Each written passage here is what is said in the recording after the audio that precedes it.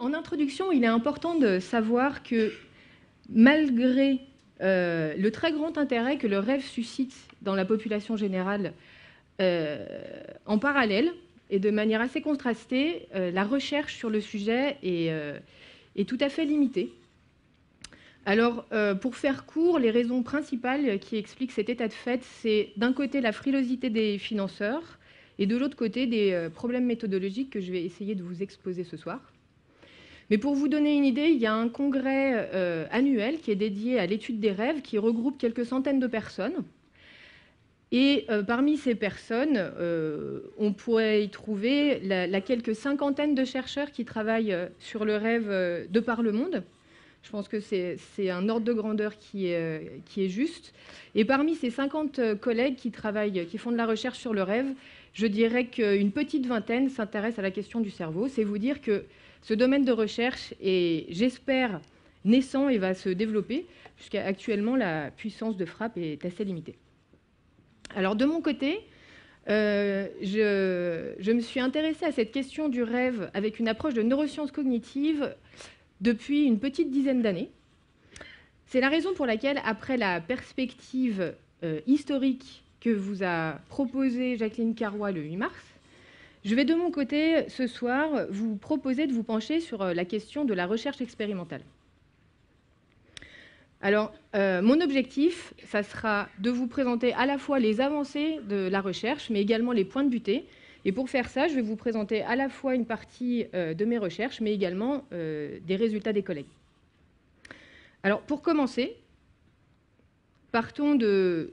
J'imagine qu'il y a beaucoup de gens qui se souviennent de leurs rêves dans cette salle, donc vous allez bien comprendre de quoi je vais vous parler.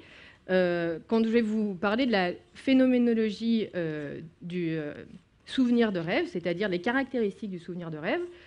Donc vous aurez sûrement tous remarqué qu'un rêve, c'est souvent très visuel. La vision est un sens qui est plus représenté que les autres dans les rêves, plus que l'audition, l'olfaction, la gustation et le toucher. On retrouve très souvent dans les souvenirs de rêve des éléments d'expérience vécue, que ce soit des personnes ou des lieux, sans pour autant que l'expérience vécue soit reproduite de manière exacte. On retrouve également souvent des événements, une dimension sociale, c'est-à-dire qu'il y a plusieurs personnages volontiers, des discussions, des bagarres, des poursuites. Il y a aussi souvent des émotions, qu'elles soient positives ou négatives. Une caractéristique très remarquable du rêve, du souvenir de rêve, c'est qu'on se souvient d'avoir vécu l'histoire en première personne. C'est-à-dire que c'est le rêveur qui est l'acteur et il n'est pas en train de se voir faire une action. Ce qui est tout à fait remarquable également, c'est que la plupart des rêves sont en dehors du contrôle de la volonté du rêveur. Et pour beaucoup, on est complètement convaincu que ce rêve se passe dans la vie éveillée, ce qui amène à des grandes frayeurs de temps en temps. Et une autre caractéristique tout à fait remarquable et savoureuse, c'est toutes les incohérences temporelles, spatiales, physiques et logiques qu'on peut retrouver dans les rêves et qu'on appelle les bizarreries du rêve, qui passent volontiers très bien lorsqu'on est endormi. C'est souvent quand on se réveille qu'on se rend compte que tout ça était fort bizarre. Alors, une fois qu'on a fait ce constat, une fois qu'on est d'accord sur de quoi on parle, cette espèce de souvenir bizarre qu'on a certaines fois au réveil, à partir de cette description, évidemment, se pose beaucoup de questions. Alors, la compréhension actuelle du phénomène onirique est la suivante. L'idée, c'est que pour aboutir à un rapport de rêve, plusieurs étapes sont nécessaires. Il faut d'abord vivre l'expérience du rêve pendant le sommeil. Cette expérience peut être ensuite encodée en mémoire. Si elle a été encodée en mémoire, dans ces cas-là, elle peut être rappelée et donner lieu à un souvenir de rêve le matin au réveil. Et si ce souvenir de rêve est traduit en mots ou en images, alors on aboutit à un récit de rêve. Alors, vous comprenez bien qu'au travers de ces trois étapes, on est susceptible de perdre beaucoup d'informations et également de subir de nombreuses... Il peut arriver de nombreuses transformations entre l'expérience du rêve qui a été vécue et le récit de rêve. J'imagine que vous avez tous fait l'expérience d'essayer de raconter un rêve le matin et de vous rendre compte de l'écart qu'il y avait entre ce que vous aviez réussi à dire et ce que vous aviez dans la tête. Alors ça pose un gros problème aux chercheurs parce que nous, ce à quoi on a accès, c'est aux récits de rêve. Donc, jusqu'à présent, la majorité de la recherche sur le rêve, c'est en vérité de la recherche sur les récits de rêve. Bien plus que de la recherche sur l'expérience du rêve. Parce qu'en tant que neuroscientifique, ce qu'on voudrait faire, moi et les collègues, c'est enregistrer l'activité cérébrale pendant l'expérience du rêve, pendant le sommeil. Mais pour pouvoir faire ça, il faudrait qu'on sache quand enregistrer l'activité cérébrale. Et il se trouve qu'on n'a pas de marqueur neurophysiologique du rêve, si bien qu'en fait, on ne peut pas savoir, quelles que soient les mesures qu'on enregistre sur un dormeur, on ne peut pas savoir s'il est en train de rêver là maintenant, ou s'il réveille à 5 minutes, ou s'il va rêver dans 5 minutes. On ne sait pas à quel moment il est en train de rêver. Donc ça nous empêche de pouvoir en fait, avoir des images du cerveau au cours du rêve, par opposition à des images du cerveau pendant le sommeil sans rêve. Donc ça, c'est fort frustrant. Du coup, il faut trouver des ruses et d'autres stratégies pour aborder la question. Et c'est ce que la majorité des collègues ont fait, en fait. On trouve, comme on n'arrive pas à rentrer par la porte, on essaye de rentrer par les fenêtres et par le toit. Mais malgré tout, toutes les recherches qui ont été faites depuis maintenant un siècle sur ces récits de rêve ont apporté de nombreuses informations sur les caractéristiques des rapports de rêve et ont permis de fortement faire avancer la recherche. Mais une des premières questions qui s'est posée historiquement et qui est encore d'actualité et qui actuellement, c'est-à-dire que c'est une question qui revient souvent, c'est savoir quand le rêve a été produit. Alors en effet, actuellement, il y a un consensus au niveau des scientifiques quant à cette question, mais au XIXe siècle, il y a une hypothèse qui s'est développée et qui proposait que le rêve se passe au moment du réveil, du fait d'un récit de rêve dont Jacqueline Carrois vous a probablement parlé le 8 mars. C'est un récit de rêve tout à fait remarquable et donc historique qui a été fait par Alfred Maury et qui est remarquable parce que en fait, il raconte un rêve qui est très long, qui se passe pendant la Révolution française. Il y a de nombreux développements. Il est convoqué au tribunal, il est jugé, il est condamné, il va sur l'échafaud, il s'apprête à se faire guillotiner. Et au moment où le couperet tombe, il se réveille par l'action de la flèche de son lit qui lui est tombée sur le cou. Du coup, à la découverte de ce récit de rêve, les érudits de l'époque se sont dit « mais c'est pas possible, on n'a pas affaire ici à une coïncidence, c'est tout à fait invraisemblable ». Donc ils en ont conclu que le rêve avait dû être provoqué par la chute de la flèche du lit, et donc que ce rêve s'était créé en un instant au moment du réveil. Donc ça, c'est l'origine de cette hypothèse. Mais le développement ultérieur des recherches sur le sommeil du milieu du XXe siècle, sur la fin des années 50, a permis de remettre en question cette hypothèse, puisque donc, au début du siècle et avant les années 60, le sommeil s'était considéré comme quelque chose qui était uniforme. C'est-à-dire qu'il y avait un stade de sommeil qui pouvait être plus ou moins profond, mais qui avait les mêmes caractéristiques. Alors ici, vous avez un électroencéphalogramme en haut. Au milieu, vous avez un électro-oculogramme qui permet de voir les mouvements des yeux. Et ici, un électromyogramme qui permet d'avoir l'activité musculaire. Alors ça, c'est le genre de tracés qui sont utilisés pour caractériser les stades de sommeil, pour savoir dans quel stade de sommeil on est. Alors ici, vous avez de l'éveil et vous voyez que l'activité de l'EEG, ici en haut, n'est pas très ample et avec une fréquence très haute. Ça, c'est caractéristique de l'éveil. Et puis, quand on s'endort, en fait, le tracé se ralentit, donc on voit apparaître des ondes lentes, comme ça, le rythme est plus lent et l'amplitude augmente. Et puis, plus le sommeil s'approfondit, plus l'amplitude devient importante et la fréquence lente. Donc, il y a des grands cycles comme ça d'activité qui contrastent beaucoup avec l'activité de l'éveil. Et puis, les mouvements des yeux, il y en a beaucoup à l'éveil et il n'y en a plus en sommeil lent. De même que l'activité musculaire qui diminue au cours du sommeil. Donc, jusqu'à la fin des années 50, on considérait que le sommeil, c'était ce ralentissement du tracé de l'EEG, et que plus le sommeil était profond, plus le tracé EEG était lent et ample comme ça. Et puis à la fin des années 50, Michel Jouvet, un éminent chercheur sur le sommeil lyonnais, et des collègues américains ont découvert un stade de sommeil qu'ils ont appelé sommeil paradoxal, qui avait des caractéristiques tout à fait remarquables pour un stade de sommeil, puisque à cette époque, on considérait que tout ce qui... Si on disait sommeil, alors ça voulait dire EEG lent, et là, vous constatez que l'activité EEG est beaucoup plus rapide et beaucoup moins ample que celle du sommeil lent, elle ressemble plus à celle de l'éveil, donc ça, c'était tout à fait remarquable.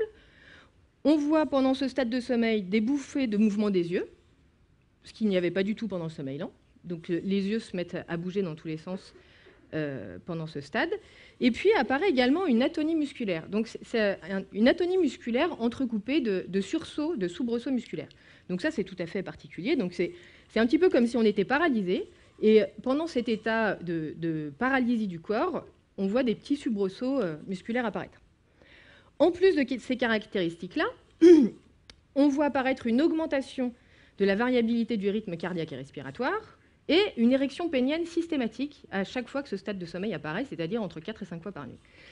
C'est vous dire que les caractéristiques physiologiques de stade de sommeil sont tout à fait invraisemblables si on les compare au sommeil lent profond ou à l'éveil. Et jusqu'à présent, ces caractéristiques ne sont pas expliquées dans le sens où les fonctions du sommeil paradoxal n'ont pas encore été élucidées. Toujours est-il qu'une fois que ce stade de sommeil a été découvert, et que ces soubresauts musculaires ont été constatés, ça a donné des idées aux chercheurs. Alors, j'imagine que vous voyez également ce que je veux dire quand je vous parle de soubresauts musculaires.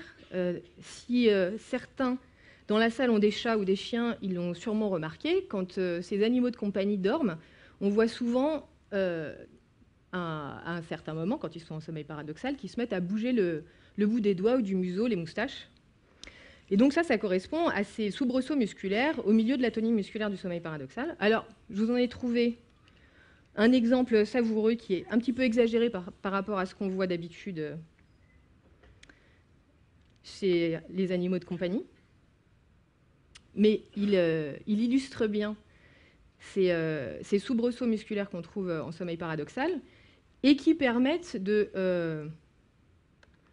qui donnent l'impression qu'il se passe quelque chose. Si on pouvait voir tout le comportement, ça donne l'impression qu'on verrait une grande histoire. Donc là, on voit ces mouvements des yeux, on voit des petits mouvements des pattes.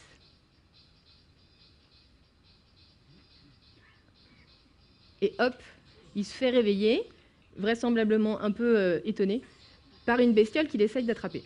Donc quand on voit ça, on se dit, mais qu'est-ce qu'il était donc en train de faire et qu'est-ce qu'il aurait fait s'il n'y avait pas cette atonie musculaire qui l'empêchait de bouger complètement? Alors ça, c'est aussi quelque chose qu'on peut observer chez l'homme. Dans le cas de maladies neurodégénératives qui s'attaquent à certaines régions du cerveau, qui lèvent cette atonie musculaire pendant le sommeil paradoxal. Et c'est la première fois que ça a été observé, c'est après des lésions expérimentales réalisées chez le chat par Michel Jouvet à Lyon. Donc il a découvert la région du tronc cérébral qui était responsable de cette atonie musculaire et du coup il a pu observer ce qui se passait chez ce chat endormi. Et il a constaté que en fait quand le chat pouvait envoyer ses commandes motrices, comme à l'éveil, eh ben, il se mettait à faire des comportements tout à fait complexes et élaborés, reconnaissables, en fait, qui ressemblent à ceux de l'éveil. Donc ici, ce chat a l'air éveillé, mais il est endormi, il est en sommeil paradoxal, mais il n'a plus d'atonie due à une lésion cérébrale. Donc, voyant ça, on se dit, ben, pendant ce stade de sommeil, il a l'air de se passer beaucoup de choses. Et donc, comme je vous le disais, on peut observer ce type de comportement également chez l'homme quand, à la suite de lésions cérébrales dues à des maladies neurodégénératives. Donc ça, Isabelle Arnulf vous en montrera de nombreux exemples si vous venez écouter sa conférence.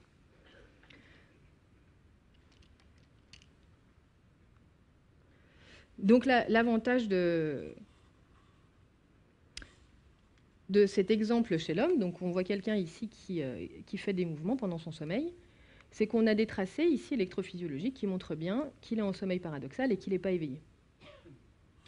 Donc, découverte de ce stade de sommeil tout à fait remarquable, complètement différent des autres, avec des caractéristiques physiologiques tout à fait particulières, et puis ces soubresauts qui donnent l'impression que en fait, ça empêche un comportement complexe.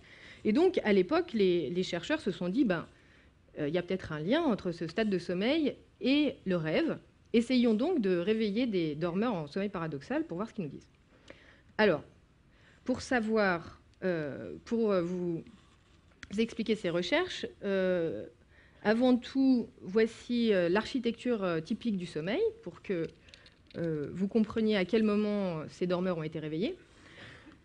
Donc, lorsqu'on s'endort, on s'endort d'abord en sommeil lent. Donc, il y a différents stades de sommeil lent. On arrive en sommeil lent profond. Et à la fin du premier cycle de sommeil, apparaît un petit peu de sommeil paradoxal. Ça, c'est le contenu typique d'un cycle de sommeil qui dure 1h30. Et les cycles se répètent au cours de la nuit, entre 4 et 5, en fonction de votre temps de sommeil. Et ce qui est tout à fait remarquable, c'est que lorsque les cycles se répètent, leur contenu change. Au cours de la nuit, plus la nuit avance, moins au cours d'un cycle vous trouverez de sommeil lent profond et plus vous trouvez de sommeil paradoxal. Donc en fin de nuit, vous aurez surtout du sommeil paradoxal et peu de sommeil lent profond. Donc sachant ça, les chercheurs se sont dit, réveillons des dormeurs soit en sommeil lent profond, soit en sommeil paradoxal et voyons ce qu'ils nous racontent. Alors, ce qui s'est passé, c'est que la première étude qui a été réalisée par les Américains, Damon et Kleitman, en 1957, a montré qu'au réveil du sommeil lent, simplement 6% des réveils étaient suivis d'un rapport de rêve, alors que quand on réveillait les dormeurs en sommeil paradoxal, là, dans ces cas-là, c'était 80% des réveils qui étaient suivis d'un rapport de rêve. Donc, à cette époque, ils se sont dit, les chiffres sont quand même très parlants, 80% c'est quand même très supérieur à 6%, et ils en ont conclu que le sommeil paradoxal était le stade de sommeil pendant lequel on rêvait. Ils ont conclu une bijection, c'est-à-dire que si on rêve, c'est en sommeil paradoxal, si on est en sommeil paradoxal, on rêve. Et puis, des collègues, évidemment, ont voulu se pencher sur la question, essayer de reproduire ces résultats, tester d'autres moments de réveil. Donc, de nombreuses études ont été réalisées par la suite, du coup, en réveillant les gens à différents moments du sommeil. Et la synthèse des résultats de ces différentes études montre qu'en vérité, 50% des réveils en sommeil lent sont suivis de rapports de rêve. Donc, c'est plus du tout 6% comme la première étude le montrait. Et 50%, c'est pas du tout négligeable. C'est un réveil sur deux en sommeil lent est suivi d'un rapport de rêve. Donc, avec ces résultats-là, on ne peut plus du tout considérer qu'on ne rêve qu'en sommeil paradoxal.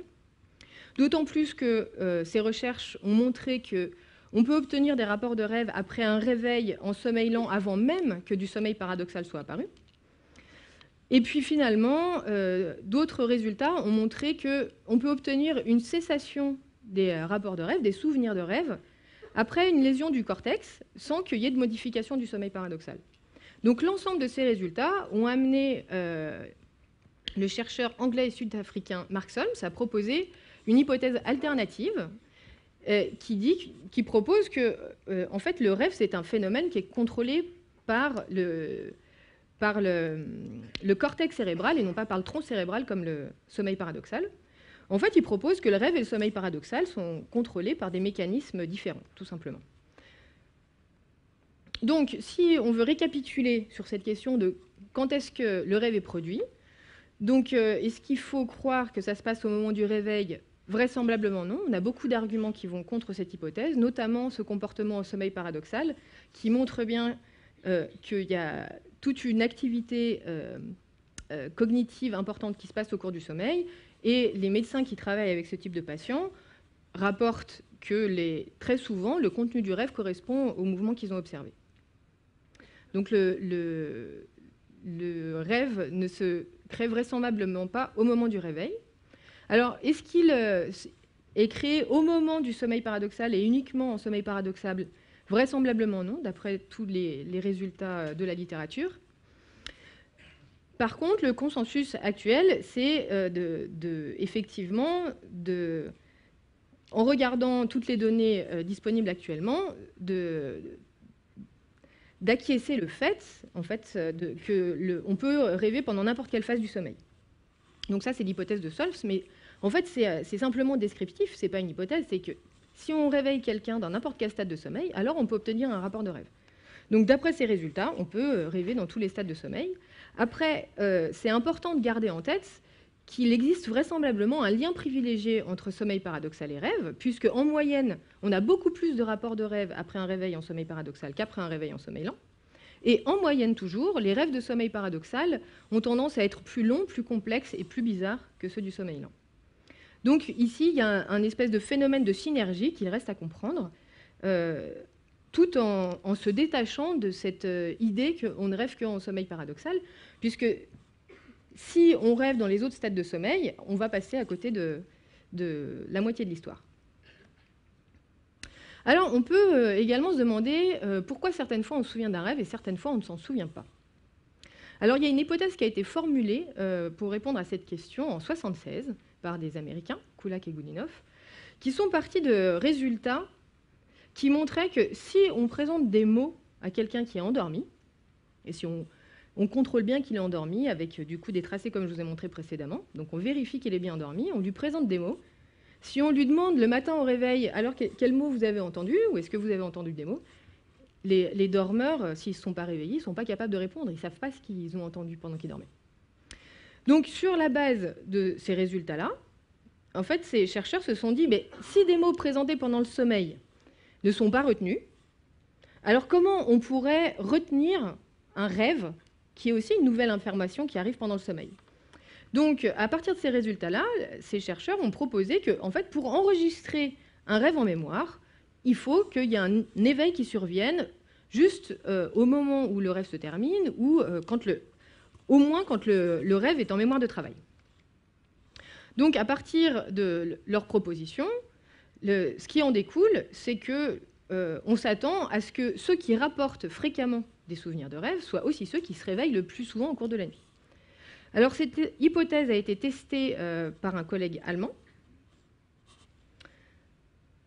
à partir de questionnaires. Donc, c'était une enquête tout à fait intéressante, mais qui donnait des informations subjectives, c'est-à-dire que c'était les sujets eux-mêmes qui évaluaient si, du coup, ils se souvenaient souvent de leurs rêves et s'ils se réveillaient souvent au cours de la nuit. Et en leur posant ces questions-là, il a pu constater effectivement que ceux qui se souvenaient le plus souvent de leurs rêves, c'était aussi ceux qui disaient se réveiller le plus souvent au cours de la nuit. Pour autant, avec ces résultats-là, on n'avait pas encore mesuré objectivement ce temps d'éveil. Donc c'est la raison pour laquelle je me suis penchée sur cette question-là, en me disant, si on mesure vraiment, est-ce qu'on obtient les mêmes résultats qu'a donné cette enquête? Donc pour faire ça, on a invité un groupe de personnes qui se souvenaient souvent de ces rêves au laboratoire, un autre groupe qui s'en souvenait rarement. On leur a mis des électrodes sur la tête et on leur a proposé de dormir dans un lit, néanmoins, un lit confortable au laboratoire, pour pouvoir enregistrer les caractéristiques de leur sommeil et pour pouvoir voir si effectivement ceux qui disent se souvenir souvent de leurs rêves avaient plus d'éveil au cours de leur sommeil. Et alors, vous pouvez constater ici que, donc là, vous avez des tracés, les schémas représentent du coup l'architecture du sommeil, ici de quelqu'un qui se souvient souvent de ses rêves, et à droite de quelqu'un qui s'en souvient rarement. Donc c'est une représentation qui est typique de chaque catégorie de sujet. Et vous pouvez voir que les éveils sont représentés en noir, et vous pouvez constater que sur ces exemples-là, il y a beaucoup plus de noir, il y a beaucoup plus d'éveil chez la personne qui se souvient souvent de ses rêves que chez la personne qui s'en souvient rarement. Donc cette étude nous a permis de confirmer, d'apporter des arguments expérimentaux forts en faveur de l'hypothèse de Kulak et Goodenough. Donc c'était la première fois qu'il y avait une mesure objective des éveils au cours du sommeil chez des personnes qui se souviennent souvent de leurs rêves et des personnes qui s'en souvenaient rarement. Donc c'était une bonne nouvelle. Donc ça nous donnait une partie de l'explication. Apparemment, pour se souvenir d'un rêve, il faut se réveiller au moment où ça s'est passé ou quand le rêve est encore en mémoire de travail. Après, une fois qu'on a eu ces résultats, on pouvait quand même se demander mais pourquoi donc certains se réveillent plus souvent que d'autres pendant leur sommeil. Alors, c'est très important ici que vous ayez en tête que les caractéristiques du sommeil des deux catégories de personnes sont tout à fait normales dans les deux cas. Donc, tous leurs paramètres de sommeil sont normaux. La quantité d'éveil est normale dans les deux groupes. Donc, on n'a pas ici affaire à des gens qui dorment moins bien et des gens qui dorment mieux. Tout le monde dort très bien. Tout le monde a le même niveau d'études et en très bonne santé. Donc ici, l'éveil au cours du sommeil, c'est tout à fait normal, c'est physiologique. Tout le monde a de l'éveil au cours de son sommeil. Donc c'est simplement une façon de dormir différente. Ceux qui se souviennent souvent de leurs rêves, ils ont tendance à avoir plus de phases d'éveil ou des petites phases d'éveil qui durent plus longtemps. C'est des phases dont on ne se souvient pas nécessairement quand on se réveille. Donc tout le monde a un sommeil normal et certains ont plus d'éveil au cours de leur sommeil que d'autres. Alors on peut se demander pourquoi c'est comme ça. Donc cette étude nous a permis d'apporter des éléments de réponse à cette question, puisque quand ils sont venus au laboratoire, du coup on leur a posé des électrodes sur la tête, mais on leur a aussi mis des écouteurs dans les oreilles, des écouteurs dans lesquels étaient présentés des sons, des bips, et de manière aléatoire, 2 fois par minute, arrivait un prénom. C'était soit leur prénom, soit un prénom non familier. Et on leur a proposé de regarder un film muet sous-titré pendant qu'ils écoutaient ces sons et qu'on leur demandait de ne pas faire attention. Et puis, on leur a laissé ces sons dans les oreilles pendant qu'ils dormaient. Donc ça nous a permis de regarder la réaction du cerveau endormi à ce type d'information, donc chez nos 2 groupes de sujets. Et alors, on a constaté avec très grand intérêt que la réponse du cerveau dans les 2 groupes de sujets est très différente. Vous avez ici, donc en rouge, les réponses cérébrales au prénom pour ceux qui se souviennent souvent de leurs rêves, et en noir, la réponse cérébrale au prénom pour ceux qui se souviennent rarement de leurs rêves. Donc, on s'attendait éventuellement à avoir des différences au cours du sommeil, mais ce qui nous a énormément surpris, c'est qu'on a vu des différences dès l'éveil. Pendant que ces 2 groupes de sujets regardaient leurs films, du coup en ne faisant pas attention au son, on a vu que les grands rêveurs avaient une réponse cérébrale à ces sons beaucoup plus importante et à une latence, du coup, cette composante qui est plus ample chez les grands rêveurs, elle est connue pour jouer un rôle dans l'orientation de l'attention vers des sons de l'environnement.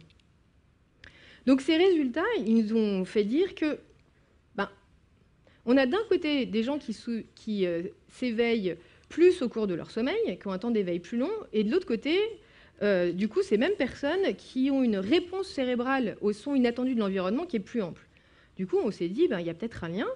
C'est peut-être que, simplement, ceux qui ont cette réponse cérébrale plus ample au stimuli de l'environnement se réveillent plus facilement, leur cerveau réagit plus au stimuli de l'environnement. Donc ça pourrait expliquer qu'ils se réveillent plus au cours de leur sommeil. Mais une fois qu'on a vu ça, on pouvait malgré tout se demander mais pourquoi certains sont plus réactifs aux stimuli de l'environnement que d'autres. Donc pour répondre à cette question, on a refait une étude, et cette fois-ci avec une autre technique, une technique qui s'appelle la tomographie par émission de positons. Ça permet d'enregistrer les variations de débit sanguin cérébral régional. Donc en fait, ça permet de savoir dans quelle partie du cerveau l'activité est concentrée. Et donc là, on s'est dit, dans l'étude précédente, on a regardé l'activité du cerveau en réponse à des sons. Et cette fois-ci, si on regarde l'activité au repos, est-ce qu'on trouve déjà des différences au repos, soit à l'éveil, soit dans les différents stades de sommeil? Alors pour faire ça, il fallait qu'on arrive à faire dormir des gens dans le scanner. Donc ça n'a pas été la chose la plus facile à réaliser de cette étude-là. Donc on a de nouveau invité des gens qui se souvenaient souvent de leurs rêves et des gens qui s'en souvenaient rarement à venir dormir au laboratoire, sauf que cette fois, ce n'était pas dans un lit. Donc ils avaient aussi les électrodes sur la tête, ils avaient aussi un cathéter dans le bras. Ils étaient couchés sur le dos, sans oreiller, avec la tête immobilisée, sur un petit lit comme ça. Et là, on leur disait « Dormez, s'il vous plaît ». Et alors, on s'est dit que peut-être ils ne nous écouteraient pas. Et alors, pour mettre toutes les chances de notre côté, on les a empêchés de dormir la veille. On s'est dit que là, peut-être, ils nous écouteraient un peu mieux. Mais croyez-moi bien, alors qu'ils étaient tous jeunes et en bonne santé et qu'ils n'avaient pas dormi depuis 36 heures, il y en a quand même 5 qui n'ont pas réussi à dormir. Donc c'est vous dire, sur les 40 qu'on a enregistrés, que c'est pas fait pour dormir. Donc voilà, on fait au mieux avec ce qu'on a. Donc on a des contraintes expérimentales, évidemment, dans la recherche qui font qu'on n'étudie pas tout ça dans les conditions de la vraie vie. Bon, malgré tout, on en a 35 qui ont réussi à s'endormir. Et donc, on a pu comparer l'activité cérébrale à l'éveil et dans les différents stades de sommeil chez ces 35 sujets. Et puis, du coup, on a regardé s'il y avait une activité différente chez ceux qui se souvenaient souvent de leurs rêves et chez ceux qui s'en souvenaient rarement. Et effectivement, on a constaté qu'une région du cerveau était plus activée chez ceux qui se souviennent souvent de leurs rêves que chez ceux qui s'en souviennent rarement, aussi bien à l'éveil que pendant le sommeil lent, que pendant le sommeil paradoxal. Et là, c'était d'autant plus intéressant que cette région, c'est aussi une que le collègue Mark Solms a identifiée dans ses recherches de neuropsychologie. Et dans ses recherches, il a trouvé que quand on a une lésion à cet endroit du cerveau, eh ben, on a une suppression des souvenirs de rêve. Donc là, on s'est dit qu'on avait mis le doigt sur une région qui vraisemblablement avait un rôle important soit dans la mise en mémoire du rêve, soit dans la création du rêve. Du coup, quelle histoire on peut faire avec tout ça? Ce qui est intéressant, c'est de... Alors, bon, cette région du cerveau, c'est une région très associative, donc elle est impliquée dans énormément de tâches. Elle a une fonction associative, c'est-à-dire que ce n'est pas de l'ordre de la perception. En fait, elle intègre différentes informations. Donc, c'est une région intelligente, si on peut dire. Et donc, elle n'a pas une fonction spécifique. Mais par contre, ce qu'on sait, c'est que parmi ces fonctions, il y a un rôle dans l'orientation de l'attention vers les stimuli de l'environnement. Et donc, d'après l'ensemble de nos résultats, en fait, on peut se dire que finalement, cette région qui s'active quand il y a un stimulus de l'environnement inattendu qui apparaît, cette région s'active. Du coup, probablement que ceux qui ont une activité basale plus importante dans cette région, eh ben, ils ont tendance à avoir une réponse cérébrale à un stimulus inattendu qui est plus importante. Cette réponse cérébrale plus importante fait que, du coup, ils ont une réaction cérébrale, ils ont plus de chances de se réveiller à la suite de la survenue de cet événement inattendu. Du coup, ça fait plus de chances de se réveiller au cours de son sommeil. Et en ayant plus d'éveil au cours de son sommeil, eh ben, on a plus de chances, plus d'occasions de mettre son rêve en mémoire. Et donc, ça aboutit à des gens qui, en moyenne, ont une fréquence de rapport de rêve qui est augmentée par rapport à ceux qui ont une activité basale moins importante dans cette région. Donc ça, c'est une partie de l'histoire, mais ce n'est pas toute l'histoire.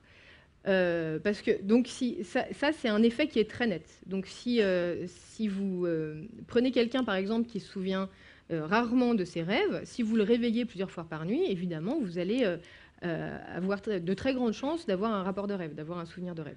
Plus vous réveillez les gens, plus vous avez de chances d'avoir un rapport de rêve.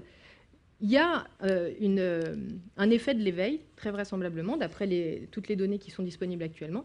Mais pour autant, si vous réveillez de manière contrôlée en laboratoire un groupe de gens qui se souviennent souvent de leurs rêves et un groupe de gens qui s'en souviennent rarement, eh ben vous allez constater des différences de pourcentage de rapport de rêve malgré tout. C'est-à-dire que si vous réveillez de manière contrôlée ces deux groupes en sommeil paradoxal, ben le groupe qui se souvient souvent de ses rêves, dans 90% des réveils, il va avoir un souvenir de rêve. Et puis le groupe qui se souvient rarement de ses rêves, eh ben, il va avoir un souvenir de rêve que dans 50% des cas.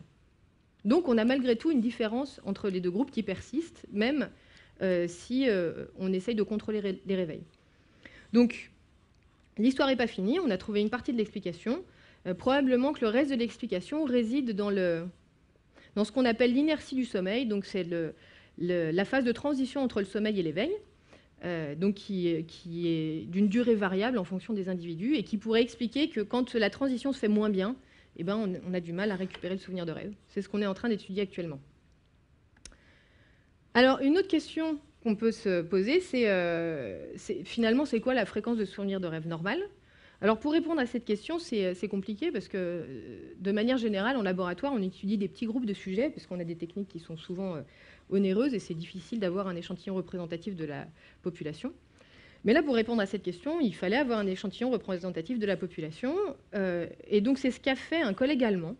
Il a contacté un institut de sondage et pour avoir la réponse à sa question, il a interrogé 900 Allemands et en contrôlant tous les paramètres divers et variés qu'on a besoin de contrôler pour avoir un échantillon représentatif, du coup, l'âge, la taille de la ville d'habitation, le statut socio-économique, tout ce genre de choses.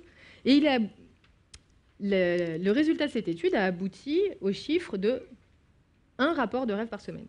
Ça, c'est la fréquence moyenne de souvenirs de rêve en Allemagne, d'après cette étude.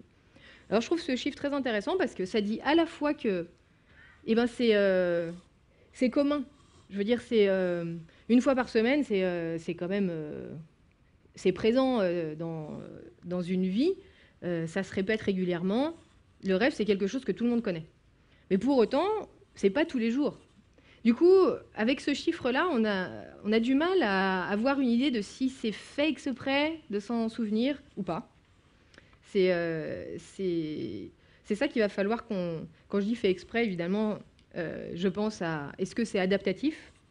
Est-ce que c'est avantageux de se souvenir de son rêve ou pas? Avec ce chiffre, je trouve que ce n'est pas très clair de se faire une idée.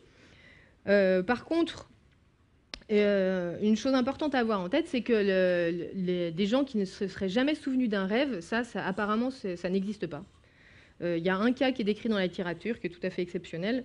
Donc quelqu'un qui disait ne jamais s'être souvenu d'un rêve, on l'a réveillé en laboratoire plusieurs fois dans les différents stades de sommeil pendant plusieurs nuits, il n'a jamais rapporté de rêve. C'est tout à fait exceptionnel. C'est vraisemblablement quelque chose qui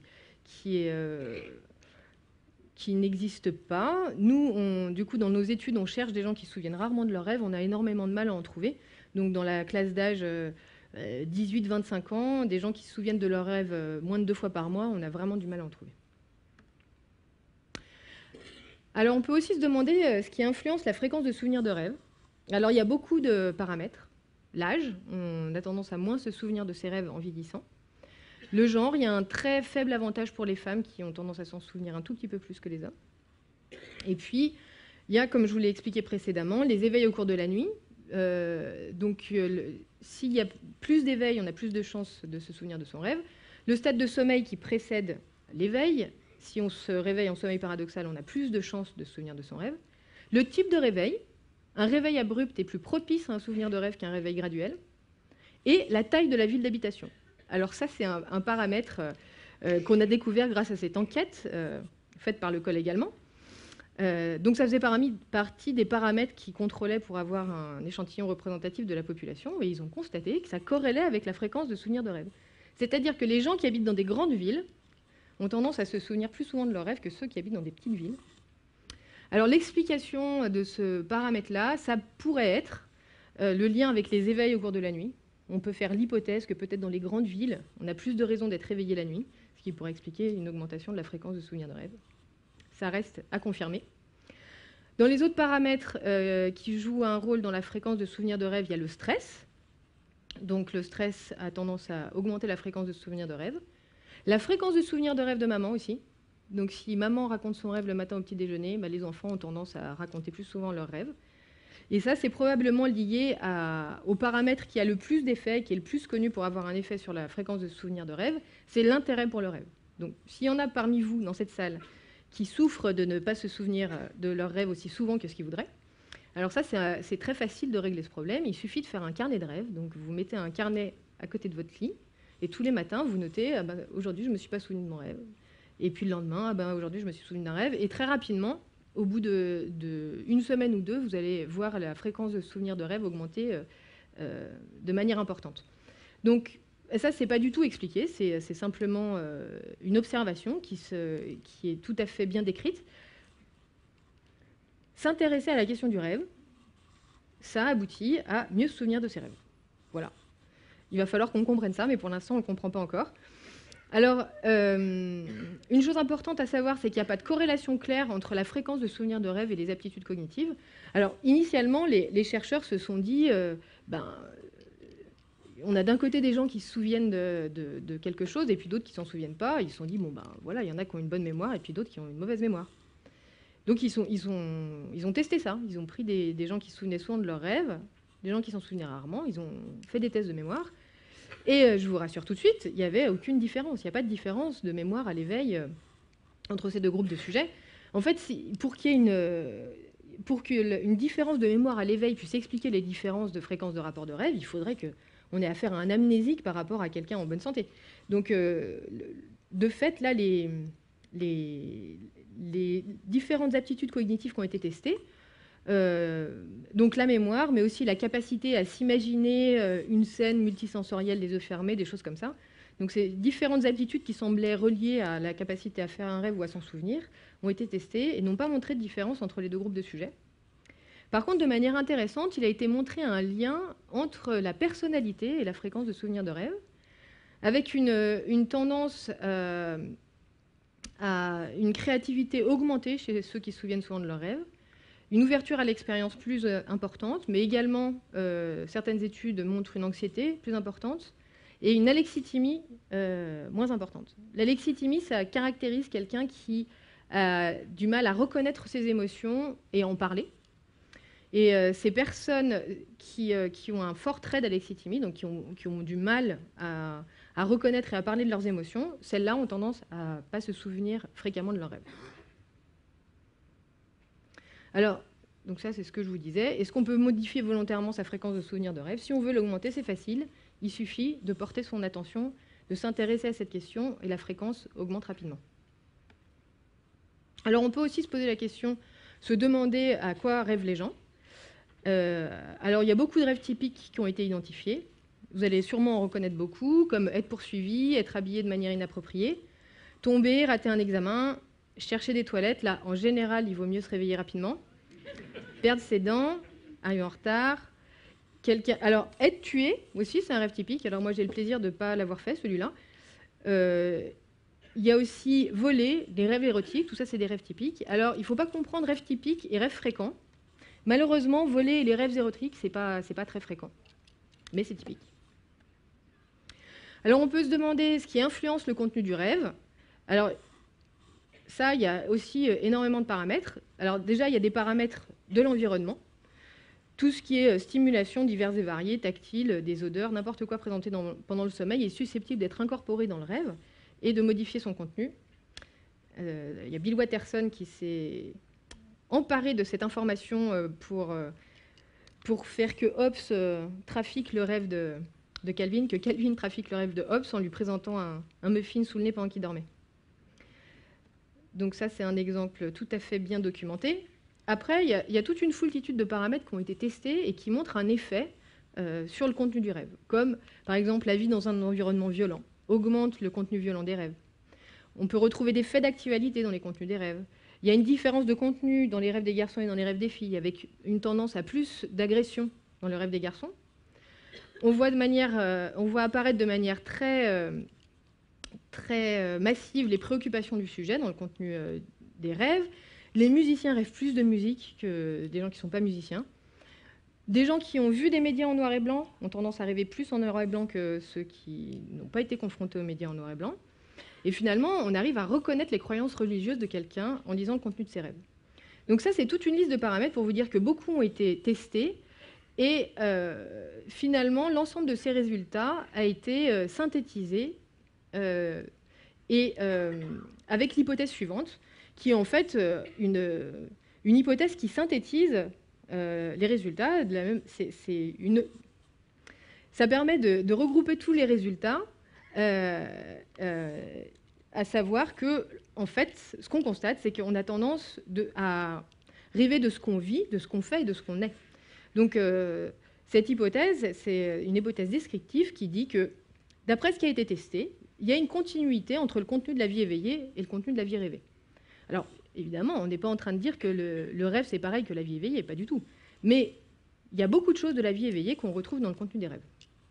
Cependant, il y a des exceptions, puisque des personnes paraplégiques, même lorsqu'elles le sont depuis la naissance, rêvent qu'elles marchent et qu'elles dansent. Donc ça, c'est c'est quelque chose qui enfreint cette constatation et qu'il faudra également qu'on explique.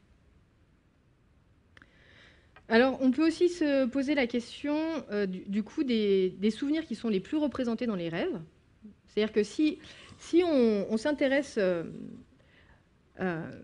au contenu du rêve en se demandant, mais donc là, dans ce rêve-là, j'imagine ça vous est déjà arrivé, vous vous réveillez, vous faites un rêve et vous dites « Ah, mais cet élément-là, ça me fait complètement penser », vous l'associez de manière évidente à quelque chose que vous avez fait la veille, ou à une personne que vous avez vue il y a un mois, ou à une action que vous avez faite il y a une semaine.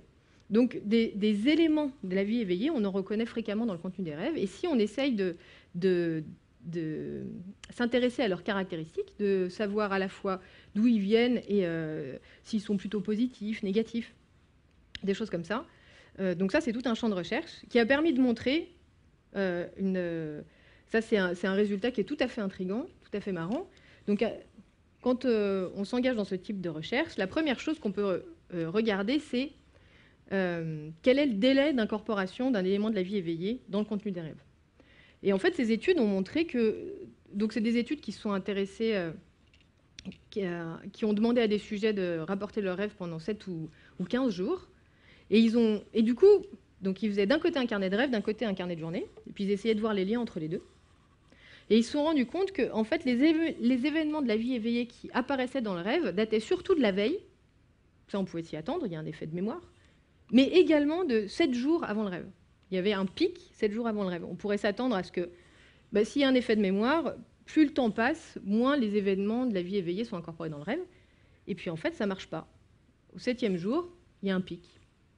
Donc il y a une espèce de préférence pour les événements qui sont passés la veille et pour les événements qui sont passés il y a 7 jours. Donc ça, c'est tout à fait remarquable. Et ça n'est pas expliqué. Il n'y a pas d'explication fonctionnelle à cette observation. C'est tout à fait intriguant.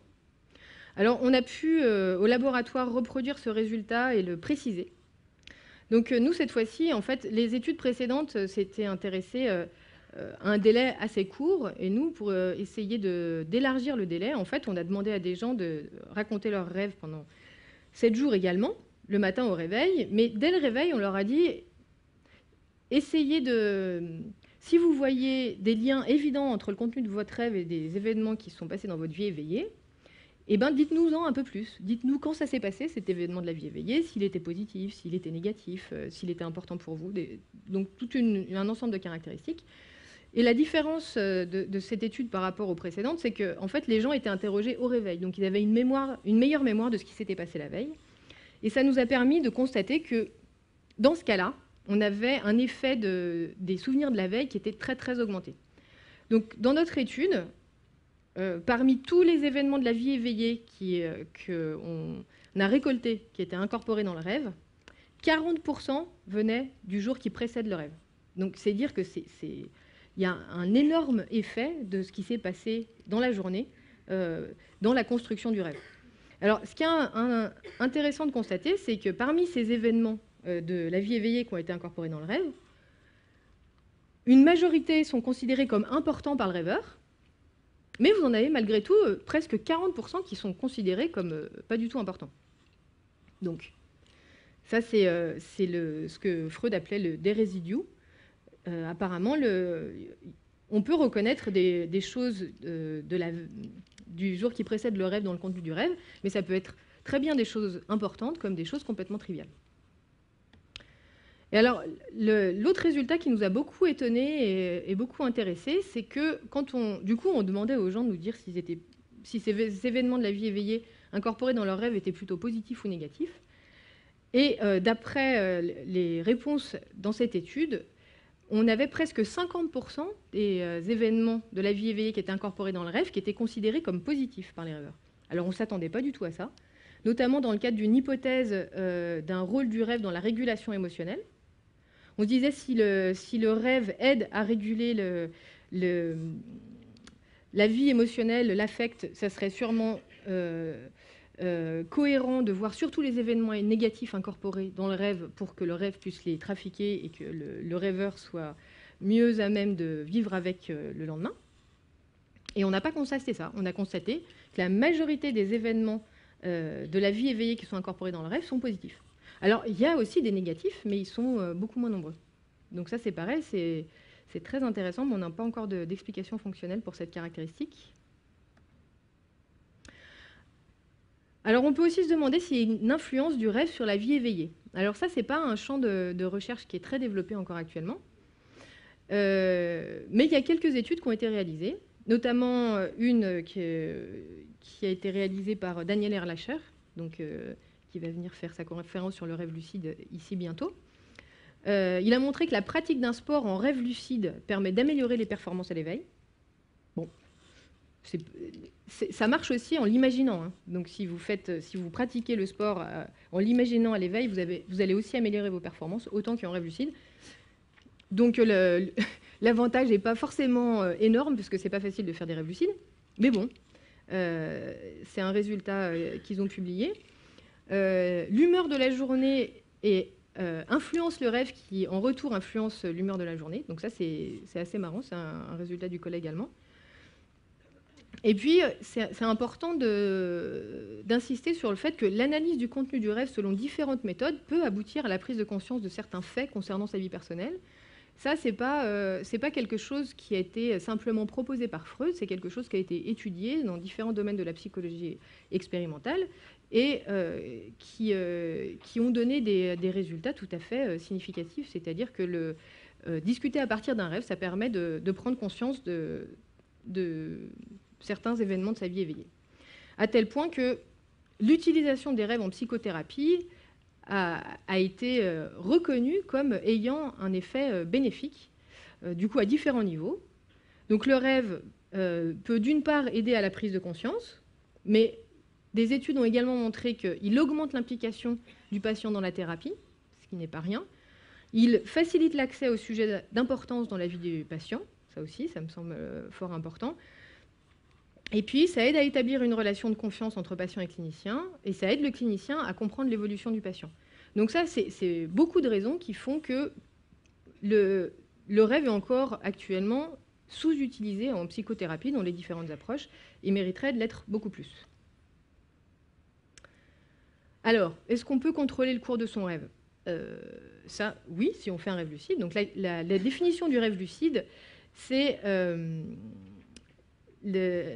au cours d'un rêve lucide, on est conscient qu'on est en train de rêver alors qu'on est en train de rêver. Donc on est endormi, on rêve, et là on se dit « Ah, mais tiens, est-ce que... » En fait, c'est pas la vie éveillée, c'est un rêve. Et pour autant, on ne se réveille pas. Et il y a certains qui une fois qu'ils réussissent, enfin, une fois que ça leur arrive de prendre conscience qu'ils sont en train de rêver, ils arrivent à utiliser cette conscience pour contrôler une partie du contenu du rêve. C'est pour ça que ça amuse beaucoup de gens, et que beaucoup de gens ont envie de réussir à faire des rêves lucides, puisque dans la population générale, simplement 50% des personnes disent avoir déjà fait un rêve lucide, ont déjà eu au moins une fois cette impression d'avoir conscience de rêver au moment où ils rêvaient. Donc c'est simplement la moitié des gens. Et si là, on cherche des gens qui font fréquemment des rêves lucides, on ne tombe plus qu'à un pourcentage de l'ordre de 10%. Donc c'est très peu de gens qui font des rêves lucides fréquemment. Donc c'est quelque chose qui, évidemment, a beaucoup intéressé les chercheurs, parce que si on est conscient de rêver, on peut imaginer des codes pour donner l'information à un expérimentateur extérieur. Donc des collègues ont essayé d'utiliser cette approche. Le problème, c'est, comme je vous l'ai dit précédemment, des gens qui font des rêves lucides, c'est rare, et des gens qui font des rêves lucides fréquemment, c'est encore plus rare. Et des gens qui font des rêves lucides fréquemment et qui réussissent à en faire un dans un laboratoire, c'est complètement exceptionnel. Donc, on aboutit à une étude qui a 3 sujets. Alors, vous allez me dire, d'un point de vue scientifique, c'est non pertinent. C'est-à-dire qu'on ne fait pas des études sur 3 sujets. Mais quand on n'a rien d'autre à se mettre sous la main, eh ben, on est bien content d'avoir les 3 sujets qui ont réussi à dormir en laboratoire. Et donc, à partir de ces 3 sujets, donc, qui ont réussi à faire un code avec les yeux sont mobiles pendant le sommeil paradoxal, donc ils avaient convenu d'un code avant de s'endormir, et quand ils rentraient en rêve lucide, ils indiquaient à l'expérimentateur qu'ils étaient en rêve lucide en faisant la série de mouvements des yeux. convenu préalablement. Donc, avec cette stratégie, ils ont pu enregistrer l'activité du cerveau en bas, en bleu, pendant du sommeil paradoxal sans rêve lucide. Au-dessus, pendant du sommeil paradoxal avec rêve lucide. Et tout en haut, vous avez l'activité cérébrale à l'éveil. Et donc, vous constatez rapidement avec le code couleur que, en fait, l'activité cérébrale pendant le rêve lucide, elle a l'air d'être un petit peu intermédiaire entre le sommeil paradoxal et l'éveil. Ça a l'air d'être une espèce d'état intermédiaire, peut-être de transition. Ça expliquerait que ce ne soit pas très fréquent. Moi, ça me donne l'impression que c'est en fait une sorte de transition ratée, une transition qui s'est mal faite entre le sommeil et l'éveil. Et donc, certaines fois, elle dure, et donc ça mélange les caractéristiques de l'activité cérébrale du sommeil et de l'éveil, et donc les caractéristiques cognitives également. Alors, ce qui est intéressant toujours dans l'équipe de Daniel Erlacher, c'est qu'ils ont réussi avec une enquête par Internet à interroger de nombreux rêveurs lucides, et ils leur ont demandé, mais alors, qu'est-ce que vous choisissez de faire quand vous avez le choix? Parce que c'est vrai que ça a un côté un petit peu magique. On est dans un rêve, tout est possible. Tellement tout est possible, qu'est-ce qu'on fait en fait? Qu'est-ce que les gens choisissent de faire quand tous les degrés de liberté sont permis? Eh bien, figurez-vous qu'ils choisissent de voler. Mais alors, c'est complètement unanime, et ils choisissent de voler, et que voler? C'est voler qui gagne, mais droit devant, mais très très loin devant même l'activité sexuelle, tout ce que... Alors, c'est assez marrant, je trouve. Apparemment, c'est... Et puis, c'est unanime, quoi. Si on peut faire un truc... impossible, c'est de voler. Alors, si ça vous intéresse de voler, vous pouvez vous entraîner à faire des rêves lucides. Il y a de différents ouvrages qui proposent des stratégies pour essayer d'augmenter la fréquence des rêves lucides. Le pionnier en la matière, c'est Stéphane Laberge, qui est un Canadien. Il y a un documentaire sur le rêve lucide qui doit être encore disponible sur Dailymotion, qui a été réalisé par Arte, que je trouve très bien fait. Il réunit à peu près tous les spécialistes de la recherche sur le rêve et le rêve lucide actuel. Donc ça vous permettra de vous faire une idée. Moi, de mon côté, je ne vous recommande pas nécessairement de jouer à ça très longtemps, parce que toutes les stratégies qui permettent d'augmenter la fréquence du rêve lucide, c'est aussi des stratégies qui abîment le sommeil. Et le sommeil, c'est quelque chose de très important. Donc je ne vous recommande pas de l'abîmer. Alors... la question qui brûle toutes les lèvres, c'est est-ce qu'on pourra un jour voir le contenu du rêve de quelqu'un d'autre? Parce que là, jusqu'à présent, c'est vrai que le rêve des autres, on y a accès si on est proche de la personne, si la personne veut bien raconter son rêve, ou dans un contexte scientifique, et avec beaucoup de possibilités de perte d'informations, de transformation d'informations, comme je vous l'ai montré au départ. Donc évidemment, c'est une question scientifiquement qui est complètement brûlante. Est-ce qu'on pourrait, avec les développements de la science, arriver à voir le contenu du rêve de quelqu'un? Alors il y a des films, des dessins animés qui ont été développés sur la question, hein, évidemment. Alors la question, c'est donc, est-ce que c'est de la science-fiction ou pas? Alors il y a des collègues japonais qui ont publié en 2013 qu'ils avaient réussi à faire ça, qu'ils avaient décodé le contenu d'un rêve à partir de l'activité cérébrale. Donc, ce qu'il nous dit, c'est qu'on a ici un rêveur qui dort, qui est en train de rêver. Alors, comme il dort, il ne peut pas nous dire « je rêve », et surtout, il ne peut pas nous raconter le contenu de son rêve. Du coup, les chercheurs se sont dit « bon, alors, il ne peut pas nous dire à quoi il rêve, mais par contre, nous, on peut lui prendre son activité cérébrale pendant qu'il dort, sans trop le réveiller. » Ça, c'était la théorie. Mais mettons, donc ils prennent leur activité cérébrale pendant qu'ils dorment, ils rentrent ça dans un ordinateur, ils font mouliner l'ordinateur, et puis l'idée c'était de reconstruire du coup à partir de l'activité cérébrale du dormeur endormi, revenir au contenu de son rêve. Alors c'était extrêmement ambitieux, parce que si effectivement on fait de la recherche sur l'activité cérébrale avec des techniques de neuroimagerie depuis, je dirais, les années 80-90, et qu'on a fait beaucoup d'études et que la recherche a beaucoup avancé, l'idée de pouvoir utiliser cette information pour reconstruire, pour remonter au contenu de la pensée, c'est extrêmement ambitieux. Et sans compter que l'activité cérébrale qu'on enregistre ici, ce n'est pas de l'activité cérébrale à l'échelle cellulaire, c'est de l'activité cérébrale globale. Ça nous dit simplement où l'énergie est consommée. Donc c'est en termes d'apport d'énergie, on ne sait pas ce que ça fait, si ça inhibe, si ça active. Enfin, je veux dire, c'est une information grossière. Et en ça, c'était tout à fait remarquable de la part des chercheurs de se dire que, à partir de cette information grossière, est-ce qu'on ne pourrait pas remonter au contenu de la pensée? Évidemment, c'est intéressant et c'était, j'allais dire, il fallait la tenter. Moi, je ne l'aurais pas tenté parce que je n'aurais pas pensé qu'on puisse en faire quoi que ce soit. Mais leurs études ont montré qu'ils avaient, à l'éveil notamment, ils ont réussi à prédire si une personne était en train de voir une croix ou un rond. Alors, c'est dans un contexte très limité et très contrôlé, mais ils avaient quand même déjà réussi à faire ça. Du coup, ils se sont dit, est-ce qu'on pourrait appliquer ces recherches-là pour décoder le contenu d'un rêve? Et puis, en vérité, plutôt que de décoder le contenu de ce rêve, ils sont plutôt arrivés à quelque chose comme ça. C'est-à-dire qu'ils ont réussi à voir dans 90% des cas si la personne était plutôt en train de rêver d'objets ou plutôt de personnages. C'est vous dire qu'on est loin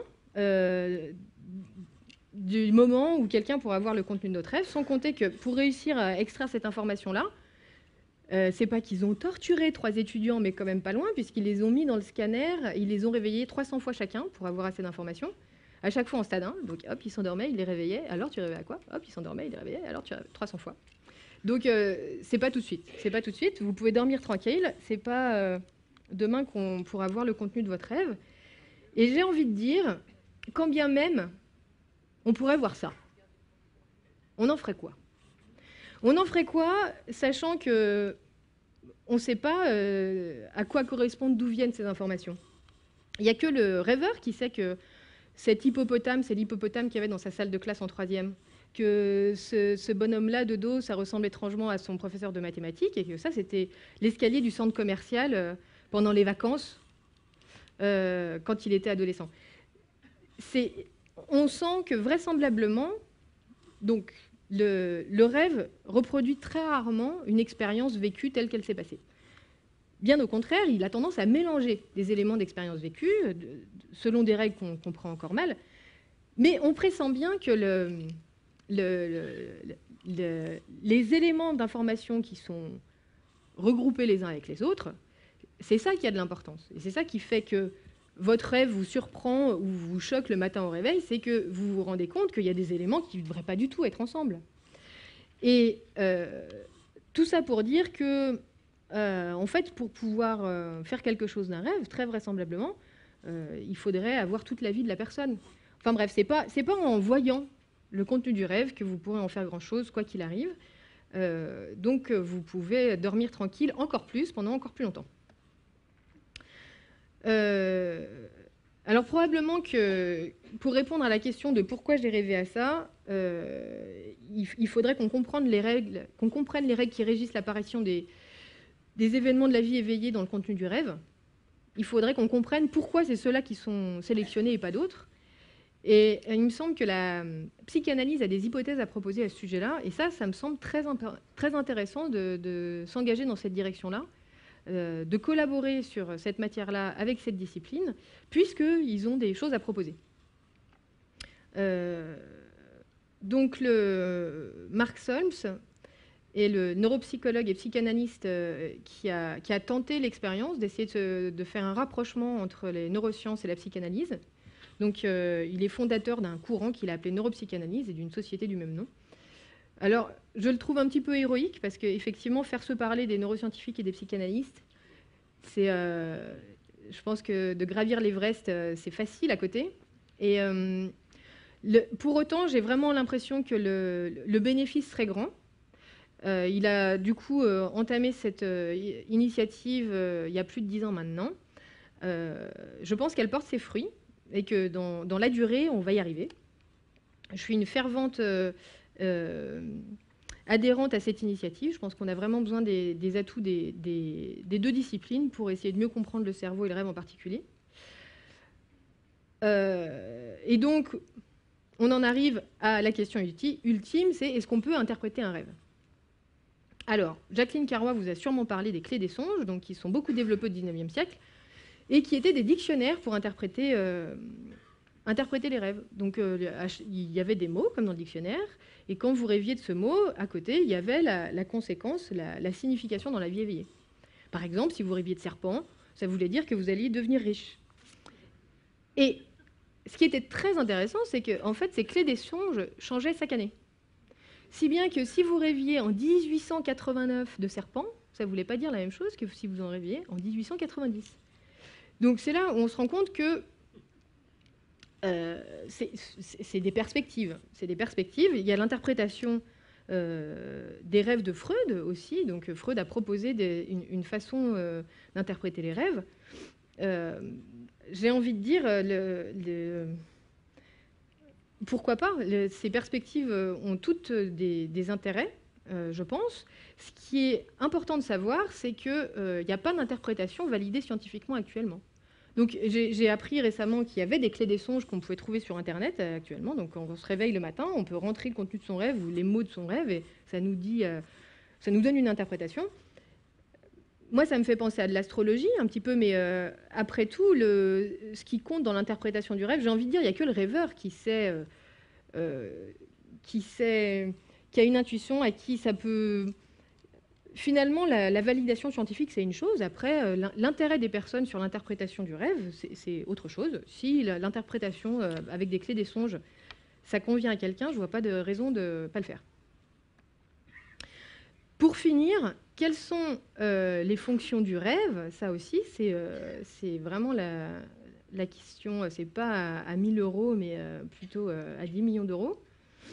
Donc là, en cette matière, il y a des hypothèses. Il n'y a aucune fonction du rêve qui a été découverte actuellement. Il y a des hypothèses qui, pour la plupart, ont très peu d'arguments expérimentaux en leur faveur, ou pour d'autres, absolument aucun. Alors, la première hypothèse, une des hypothèses qui a été proposée, c'est celle de Freud, que le rêve soit un gardien du sommeil.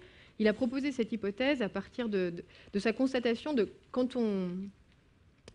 Vous avez probablement déjà fait cette expérience votre réveil sonne, et puis en fait il s'incorpore dans votre rêve. Et le fait que le réveil se soit incorporé dans votre rêve, ben, ça ne vous a pas réveillé. En fait, vous avez continué votre rêve, et puis vous êtes réveillé plus tard.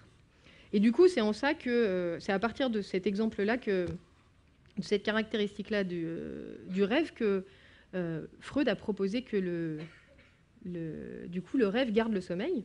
Et puis, il a également proposé que ce soit un lieu privilégié de l'expression de l'inconscient. Alors ça me semble une hypothèse très intéressante, mais qui est difficile à tester, qui n'a pas encore été testée de manière expérimentale jusqu'à présent. Alors, il faut toujours garder en tête que c'est tout à fait envisageable que le rêve n'ait pas de fonction.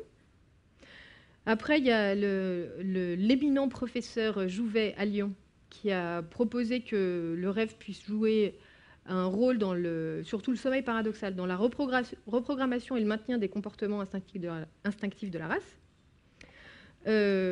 Puis il a changé d'hypothèse sur la fin de sa carrière. Il a proposé que le rêve puisse jouer un rôle dans l'individuation psychologique. Alors ça me semble très intéressant comme hypothèse, mais c'est pareil, c'est pas facile à tester. Il y a un collègue finlandais qui propose que le rêve puisse jouer un rôle dans la simulation de menaces pour pouvoir mieux y faire face à l'éveil. Donc il a basé son hypothèse sur le fait qu'il y a quand même beaucoup de rêves qui sont négatifs, agressifs, surtout chez les hommes, avec des contenus agressifs surtout chez les hommes. Et du coup, il s'est dit, mais c'est peut-être pas pour rien, ça a peut-être un avantage adaptatif de s'entraîner à affronter des menaces à un moment où en fait on risque rien, parce qu'un adversaire peut rien nous faire en rêve. Et alors, ça nous apporterait l'avantage de nous être entraînés si on se trouve confronté à cette menace à l'éveil. La consolidation de la mémoire, ça c'est une hypothèse qui est à la mode. Jusqu'à présent, il y a peu d'arguments en faveur de cette hypothèse. Il y a un seul article publié. Par contre, dans les congrès, ce que les collègues disent, c'est qu'ils ont tous essayé de tester cette hypothèse et puis ils n'ont jamais trouvé de résultat convaincant. Et comme ils n'avaient pas de résultat qui allait dans le sens de l'hypothèse, ils ont eu du mal à le publier. Donc moi-même, j'ai fait une étude cette année qui ne montre pas d'effet de... En fait, on ne se souvient pas mieux de quelque chose quand on en rêve que quand on n'en rêve pas. C'est le résultat de ces études-là. J'ai une collègue à Caen qui a aussi pas vu d'effet du rêve sur la consolidation de la mémoire. Les Canadiens aussi ont testé, n'ont pas trouvé d'effet. Donc, jusqu'à présent, c'est pas sûr, quoi. Donc, ce qui a été testé, c'est pas ce qu'on voit.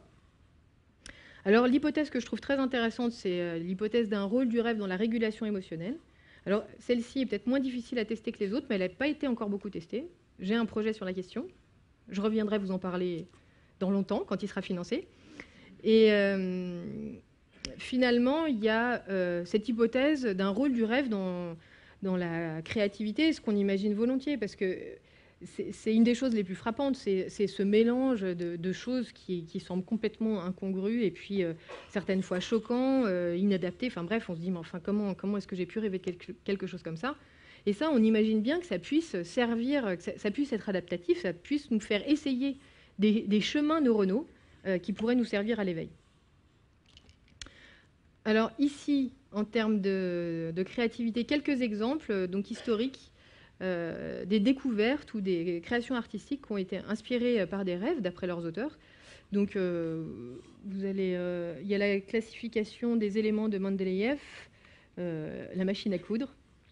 Il y a une sonate de Tartini, la sonate du diable. Bon, il l'a composée, éveillée, à partir de son souvenir de rêve, mais je crois qu'il a reconnu que c'était vraiment fantastique, magique, invraisemblable en rêve, et qu'il n'a jamais réussi à reproduire l'impression qu'il avait eue en rêve. Donc un certain nombre de grandes découvertes qui, d'après leurs auteurs, sont dues au rêve. Donc ça reste à confirmer, mais effectivement, il me semble que c'est une hypothèse tout à fait intéressante. Alors pour finir, quelques recommandations scientifiques et artistiques. Donc de la science et des rêves, mémoire d'un onirologue de Michel Jouvet. Donc ça, je vous le recommande grandement. Donc c'est un ouvrage qui retrace à la fois la vie de Michel Jouvet et sa carrière professionnelle. Cet homme a maintenant 90 ans, il a traversé tout un siècle, il a des capacités d'orateur tout à fait remarquables, il écrit très bien, ça se lit comme un roman, c'est passionnant, je vous le recommande largement. Alors Les Nuits savantes, le livre de Jacqueline Carrois, je vous le recommande également, c'est un recueil, un effort d'avoir une perspective historique extrêmement bien documentée sur cette question de qu'est-ce que les hommes ont fait avec le rêve au cours du temps. C'est passionnant. L'incertitude qui vient des rêves de Roger Caillois, alors ça c'est tout à fait... ça c'est un exercice de style, c'est un tout petit livre qui en fait, dans lequel Roger Caillois, qui est un académicien, et il écrit merveilleusement bien, il essaye de montrer qu'on ne peut pas faire la différence entre un rêve et la vie éveillée. C'est que vous avez tous fait cette expérience-là, que certaines fois, quand vous rêvez, vous êtes convaincu que c'est la vie éveillée, et puis c'est quand vous vous réveillez que vous vous rendez compte que, ah ben non, c'était un rêve. Et donc, il essaye de démontrer pendant une centaine de pages que, du coup, on ne sait pas, en fait, si on est endormi ou réveillé. Et on ferme ce livre avec un espèce de gros doute. C'est assez fascinant. Alors, ça c'est beaucoup moins léger, c'est Rêver sous le Troisième Reich de Charlotte Bérat. C'est tout à fait remarquable. C'est un recueil de souvenirs de rêves de personnes qui ont vécu sous le Troisième Reich, de 1933 à 1939. Donc c'est l'auteur qui a eu cette idée à cette époque-là. Elle avait dû sentir venir ce qui allait se passer après. Et c'est tout à fait remarquable de voir comment, alors qu'à cette époque, les choses se sont installées progressivement, et on se rend compte à travers ces rapports de rêves ou dans la sélection qu'elle en a faite que les rêves ont mis en lumière, bien avant la conscience des hommes, ce qui allait se passer ultérieurement. C'est vraiment remarquable. Alors Little Nemo in Slumberland, je vous le recommande d'autant plus que c'est l'illustration qui a été choisie pour la conférence. C'est complètement délicieux. C'est une BD qui date des années 20, qui met en scène sur une page à chaque fois un petit garçon qui fait un rêve et qui en général se réveille en tombant de son lit. C'est je pense, une très jolie manière de se rendre compte quelle était la perspective du rêve et puis la société à cette époque-là. Alors, quelque chose dont je tiens particulièrement à vous parler, c'est le Rêve Club de Manuel Salva. Ça, c'est quelque chose de tout à fait remarquable. Donc, cet artiste a commencé à recueillir des rêves, des rapports de rêves. Il a filmé des gens en train de raconter leurs rêves et il les a mis sur un site. Donc ça, c'est très chouette. Ça donne accès aux rêves de plein de gens.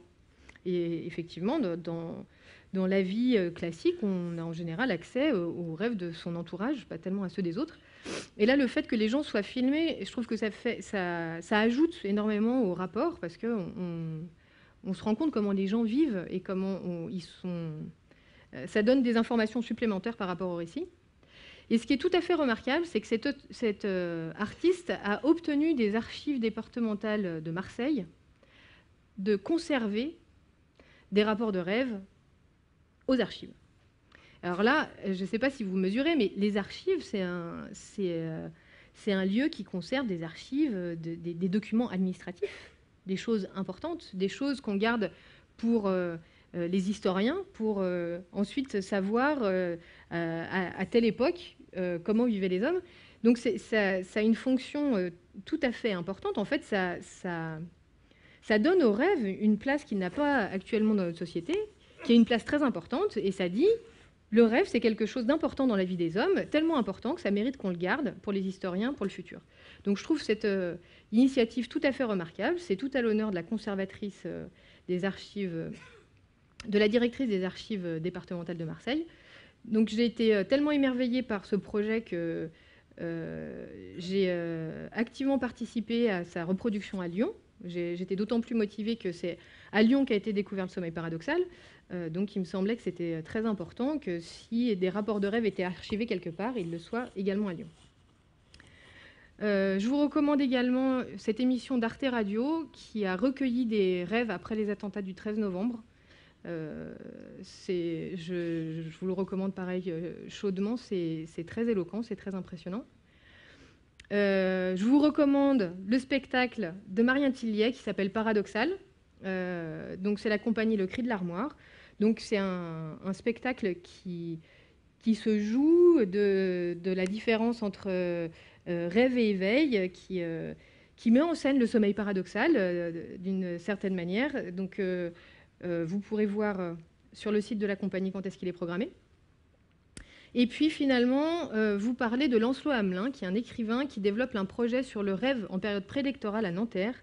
Je trouve ce projet tout à fait remarquable.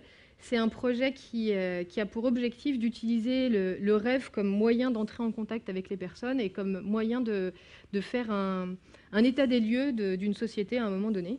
Et donc pour réussir à faire ça, il va dans la rue et demande aux gens s'ils veulent bien raconter un rêve. Il est aussi allé dans des banques, demander à des banquiers leur rapport de rêve. Il est aussi allé à la prison, demander à des prisonniers leur rapport de rêve. Et je trouve que c'est une approche qui est tout à fait remarquable et passionnante. Je suis très impatiente de pouvoir lire et être confrontée à l'ensemble de son travail quand il sera fini. Mais je vous remercie pour votre attention.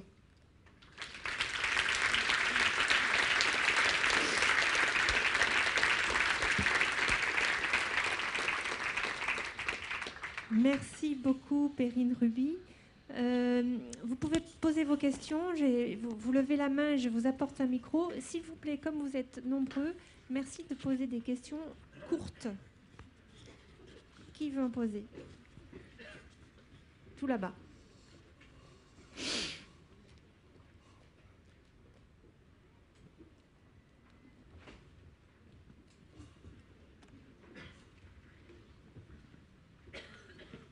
Oui, merci. Est-ce que vous vous êtes interrogé sur les rêves prémonitoires? Il est bien.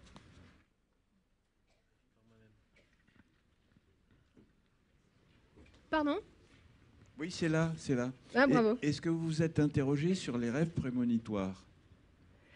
Alors, moi, personnellement, non. Mais ça, c'est un sujet tout à fait passionnant. En fait, j'ai quasiment systématiquement une question à ce sujet à la fin d'une conférence.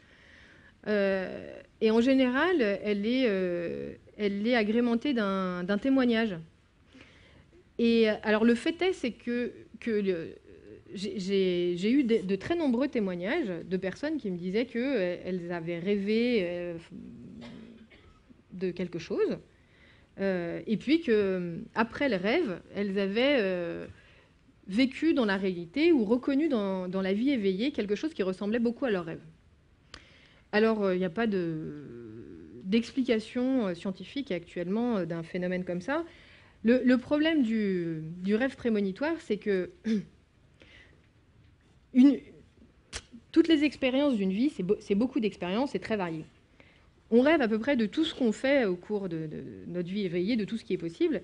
Et l'ensemble du contenu du rêve de toute une vie, c'est énorme. Donc j'ai envie de dire, d'un point de vue statistique, c'est quand même assez probable de rêver de quelque chose qui ressemble à quelque chose qui se passe dans la vie éveillée, parce qu'il y a plein de combinaisons possibles. Et puis surtout, le rêve est très influencé par la vie éveillée. Après, pour qu'on puisse dire que vraiment un rêve est prémonitoire, il faudrait qu'au moment où le rêveur fait le rêve, ils disent, ce rêve, il prédit telle action à telle date, à tel endroit. S'il pouvait faire ça, alors on pourrait vérifier, on pourrait dire il est prémonitoire. Le problème des expériences qui sont rapportées par les gens, c'est que c'est a posteriori, donc après que le rêve a été fait, ils voient une situation dans la vie éveillée qui ressemble à leur rêve, et du coup, ils font le lien a posteriori. Et je ne dis pas que c'est faux, je dis simplement que c'est difficile de savoir, de faire la part des choses entre la chance et puis le côté réellement prédictif du contenu du rêve. Alors, il faudrait l'étudier d'un point de vue scientifique. Le problème, c'est que c'est très difficile à faire. Bonsoir. Ici, Bonsoir. tout en haut. Toutes les hypothèses que vous avez émises concernant les fonctions du rêve sont assez intéressantes, mais j'ai l'impression qu'il n'y a aucune qui s'adapterait au rêve des animaux.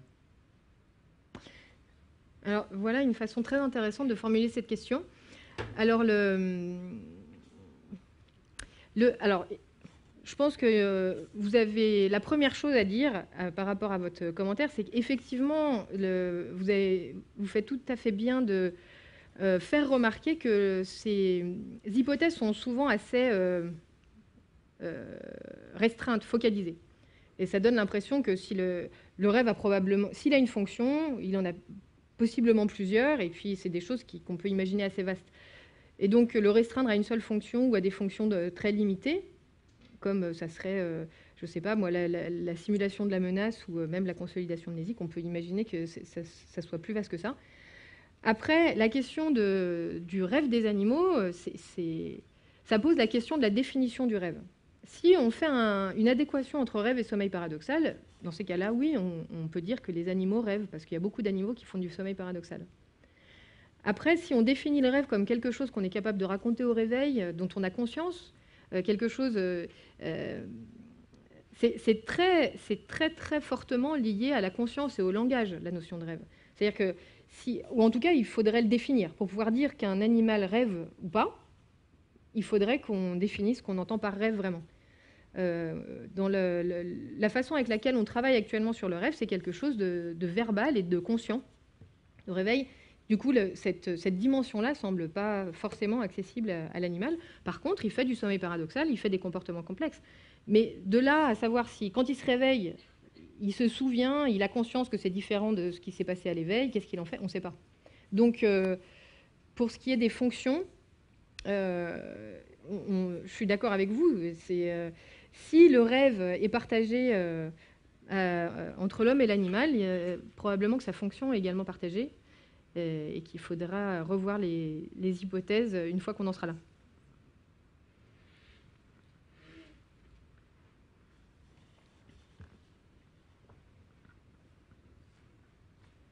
Oui, je me posais une question sur le somnambulisme. Du fait qu'on, pendant le rêve, on est comme éveillé. Je ne sais pas si on peut dire ça. Quelle est votre question ? Comment on situe le somnambulisme, le fait d'avoir une activité musculaire quand même assez importante alors qu'on est endormi quand on marche sur les toits, par exemple? Oui. Alors le somnambulisme, on appelle ça une parasomnie. Ce n'est pas forcément un problème, c'est un problème quand ça met en danger le dormeur ou son entourage. En tout cas, c'est un des deux types de comportements qu'on peut observer pendant le sommeil. En fait, il y a ces gens dont je vous ai parlé précédemment qui ont, dans le cas de certaines maladies neurodégénératives, se mettent à bouger pendant leur sommeil paradoxal. Et puis, il y a des gens qui font du somnambulisme, et ceux-là, ils se mettent à bouger pendant du sommeil lent profond. Et c'est deux mécanismes différents qui produisent ces comportements au cours du sommeil, puisque le somnambulisme, en fait, c'est une dissociation entre éveil et sommeil entre différentes régions du cerveau. Il y a certaines régions qui sont éveillées, d'autres qui sont endormies. Et les comportements sont très différents, puisqu'un somnambule, il se lève, il a les yeux ouverts, et il est capable d'interagir avec son environnement, de faire des choses complexes, Alors que le comportement qu'on observe dans les troubles du sommeil paradoxal, les dormeurs restent dans leur lit et ils ont les yeux fermés. Donc c'est dangereux surtout pour la personne qui est à côté. Mais dans les deux cas, on considère que c'est la mise en mouvement du contenu de la pensée, donc ça correspond au rêve des personnes qui font ces actions. Oui. Bonjour madame. Vous avez parlé d'un livre dans lequel on ne sait plus si on rêve ou si on est éveillé. Oui. Bon. C'est quelque chose qui m'a toujours, c'est une question qui m'a toujours passionné. Alors, je me suis regardé moi-même et qu'est-ce que j'ai observé? Que la différence la plus essentielle entre le rêve et l'éveil, c'est que dans l'éveil, il y a toujours une continuité. Si là, maintenant, je m'endors et dans une demi-heure, il y a une continuité. Dans le rêve, non. Il n'y a pas de continuité. Alors, enfin, du moins, je l'imagine. Ma question, c'est celle-ci. Est-ce que dans la littérature onirique, est-ce qu'il y a des gens qui ont reporté des rêves qu'ils avaient faits avec continuité? C'est-à-dire, j'imagine par exemple que je suis un voyageur, je vais à Lyon cette nuit, la nuit prochaine je me réveille à Lyon de nouveau et je continue mon voyage vers Valence et un autre pays. Est-ce qu'il y a de telles choses qui ont été reportées ou pas? Je n'ai jamais entendu parler. Une continuité dans le rêve, que ce soit dans la même nuit ou sur plusieurs nuits, comme un livre, qu'on arrête à un endroit et qu'on reprend au même endroit. Merci. Alors, les bizarreries, donc la discontinuité, c'est un type de bizarrerie. Il y en a différentes, hein. Donc il y a donc ces incohérences spatiales, temporelles, diverses et variées. La discontinuité, c'est quelque chose qu'on peut trouver, mais qui n'est pas systématique dans les rapports de rêve. Et effectivement, des personnes peuvent se réveiller et raconter quelque chose de très plausible et qui ressemble pas, enfin qui n'est pas bizarre, hein, qui pourrait être tout à fait quelque chose qui s'est passé pendant la vie éveillée. Après, les rêves, c'est pas forcément long, hein, et la notion de temps n'est pas forcément très claire, donc ça, c'est tout à fait possible. Donc des rapports de rêve, des gens qui se souviennent de quelque chose on pourrait pas dire si c'est passé pendant la réalité ou pendant le rêve, ça c'est possible.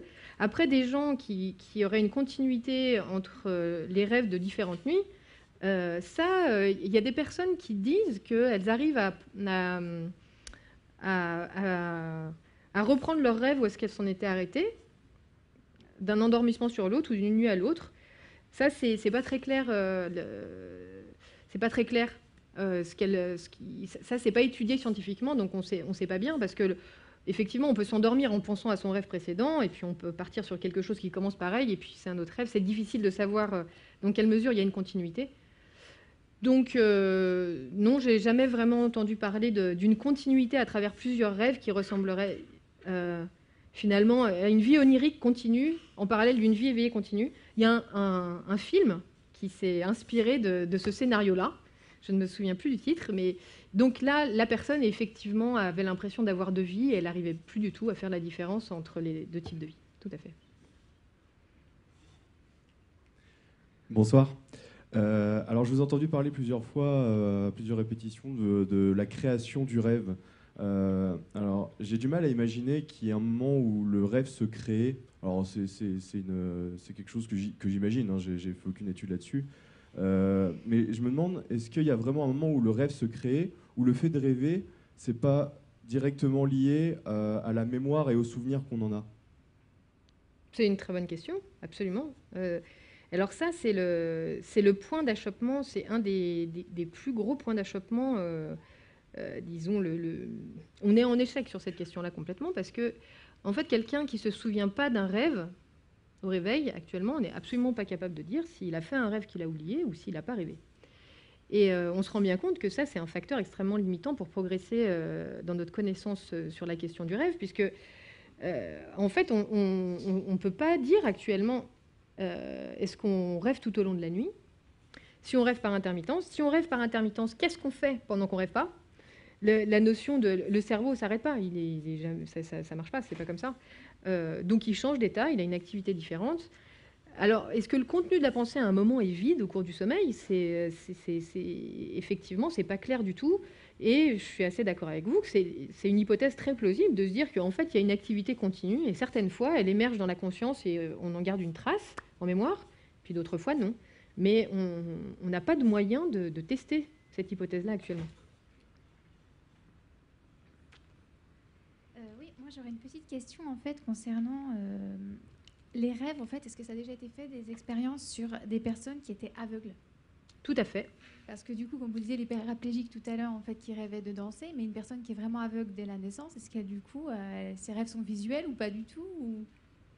Alors, des personnes qui ont perdu la vue accidentellement et qui ont vu dans leur vie, lorsqu'elles sont aveugles, rêvent de manière visuelle. Ça, c'est tout à fait été bien documenté.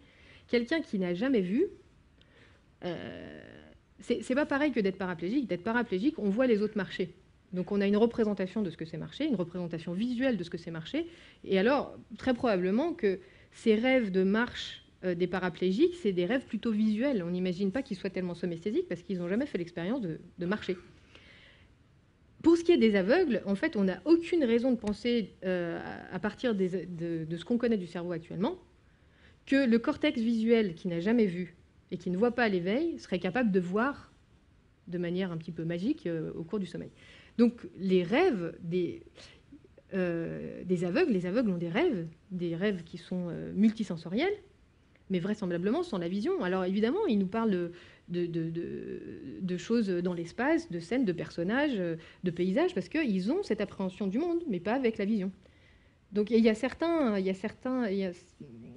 articles de la littérature qui laissent une petite ambiguïté sur cette question, mais qui me semblent pas très raisonnables, parce qu'on ne voit pas bien comment les cortex sensoriels sont des cortex qui sont très spécialisés, et chez des gens qui sont aveugles de naissance, le cortex visuel est colonisé par d'autres fonctions. Et donc avec cette partie du cortex avec laquelle nous on voit, ces gens, eux, se sentent avec leurs mains.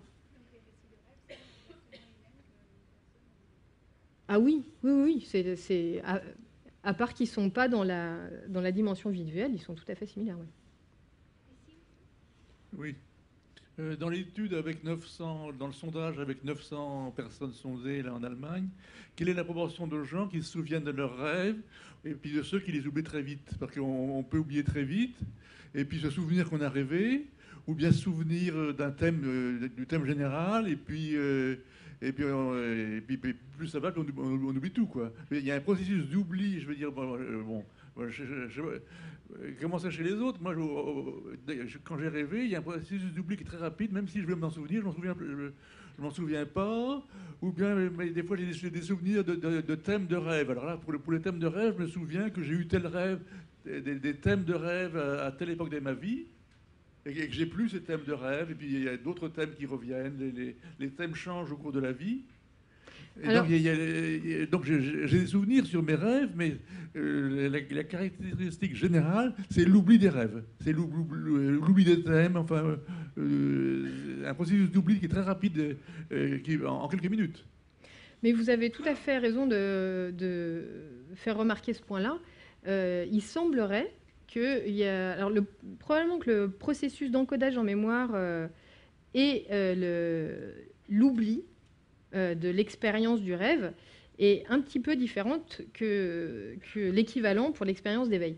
Parce qu'effectivement, on a tendance à oublier beaucoup plus facilement une expérience rêvée qu'une expérience vécue, je veux dire à contenu émotionnel équivalent, etc.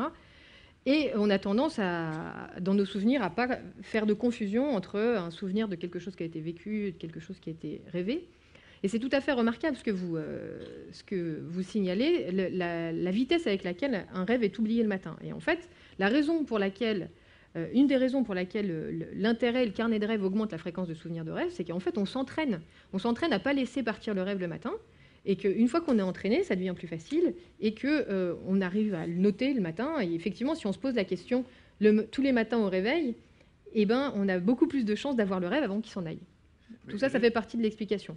Mais après, pour ce qui est de l'enquête allemande, évidemment, c'était une enquête rétrospective. Et donc, ça pose la question de la méthodologie. Si on demande de manière rétrospective aux gens à quelle fréquence vous vous souvenez de vos rêves, en général, forcément, c'est une évaluation approximative. Après, si on leur demande et si on essaye de le mesurer, donc si tous les matins ils notent, eh ben, on va augmenter leur fréquence de souvenirs de rêve, parce que c'est un paramètre qu'on sait qui augmente la fréquence de souvenirs de rêve. Donc en fait, rien que mesurer la fréquence de souvenirs de rêve des gens, c'est compliqué et ça pose des problèmes méthodologiques. Donc voilà, ce qu'on fait, c'est qu'on rapporte les résultats avec les différentes méthodes. J'ai fait l'expérience une fois d'écrire un rêve. C'était illisible. Je veux dire, je sais que j'avais rêvé parce que je l'avais écrit, mais ce que j'avais écrit était parfaitement illisible. Donc, j'ai tout perdu, aussi bien c'était lisible, et puis j'oubliais, je me souvenais plus du tout de. Je savais que j'avais rêvé, mais quand c'est illisible comme ça, c'est normal que ce soit illisible ou ça arrive souvent? Bah, ça fait référence à ce que j'essayais d'expliquer au départ, qui est que c'est très difficile de mettre en mots ou en images l'expérience qui est rêvée, parce qu'elle est très différente de celle de l'éveil, souvent. Et si vous deviez décrire une expérience que vous avez vécue avec des mots, vous vous rendriez compte que c'est aussi très difficile. Donc et puis c'est un côté très frustrant, parce qu'on se rend compte qu'on essaie de choisir des mots, on essaie de trouver un dessin, et puis on se dit, bah non, mais ça ne correspond pas à ce que j'ai dans la tête. Et on a l'impression qu'il faudrait écrire des pages pour décrire simplement un élément du contenu du rêve. Donc non, c'est pas du tout étonnant que votre histoire ait été un petit peu tarabiscotée. Bonsoir. J'aimerais savoir comment vous expliquez que les patchs favorisent les rêves. Les patchs pour fumeurs. À la nicotine ? Oui.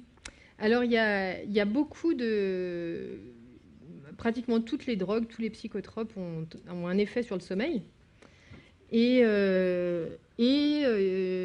j'imagine qu'il y en a beaucoup qui ont des effets sur le rêve, mais c'est assez peu testé. Alors, le cas du cannabis a été bien documenté. En fait, le cannabis a tendance à diminuer les souvenirs de rêve, et surtout l'arrêt de cannabis est associé à un rebond de rêves très bizarres et visuels, tendance plutôt cauchemar. La nicotine, ça a un effet sur le sommeil, et à ce titre-là, ça peut avoir un effet sur les rêves. C'est malheureusement, ça n'a pas été tellement étudié scientifiquement jusqu'à présent, du coup je ne peux pas vous répondre à une plus grande échelle, mais ça m'étonne. Pourquoi pas? On a encore une question ici. J'étais très intéressé par l'histoire de Gobelot, parce que je connais quelqu'un qui a eu un problème comme ça. Une valise lui est tombée sur la tête dans le train pendant qu'il somnolait. Et c'est donc bien la valise qui a déclenché toute une histoire très longue. Alors, les deux questions que je pose sont à peu près. Est-ce que c'est quelque chose d'assez fréquent, ce genre un incident qui déclenche un rêve long? Et est-ce que... Oui, bon, c'est la même question.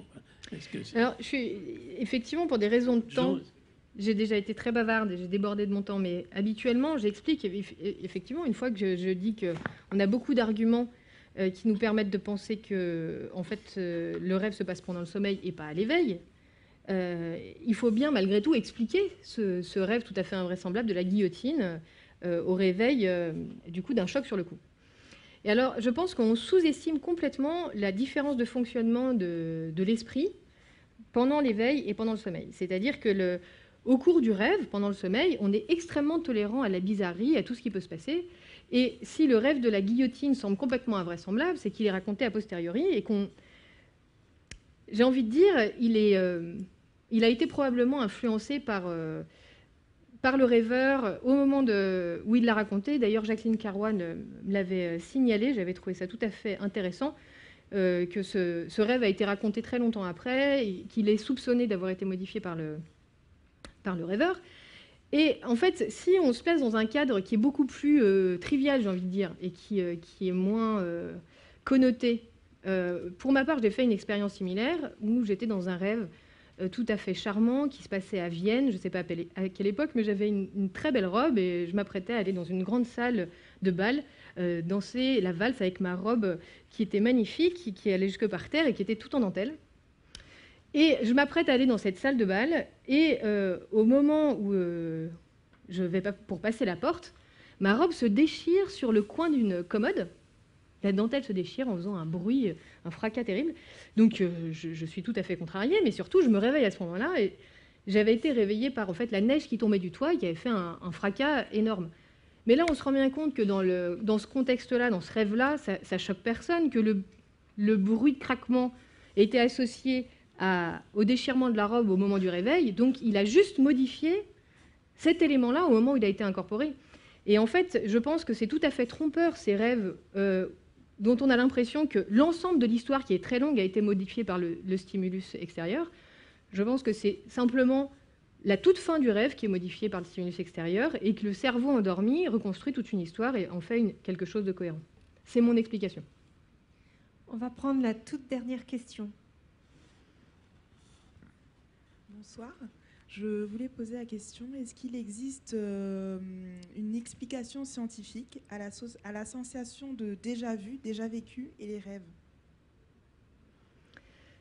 Ça, c'est une question très intéressante. Alors, l'explication scientifique à l'impression de déjà vu, alors ça, c'est extrêmement difficile à étudier d'un point de vue scientifique. Alors, il y a des hypothèses. L'hypothèse, il me semble, actuelle, c'est une sorte de bug dans le traitement de l'information. Donc, une confusion qui est faite par le cerveau, qui, au moment où il voit quelque chose, une scène qui est nouvelle, il la considère comme quelque chose qui vient de la mémoire.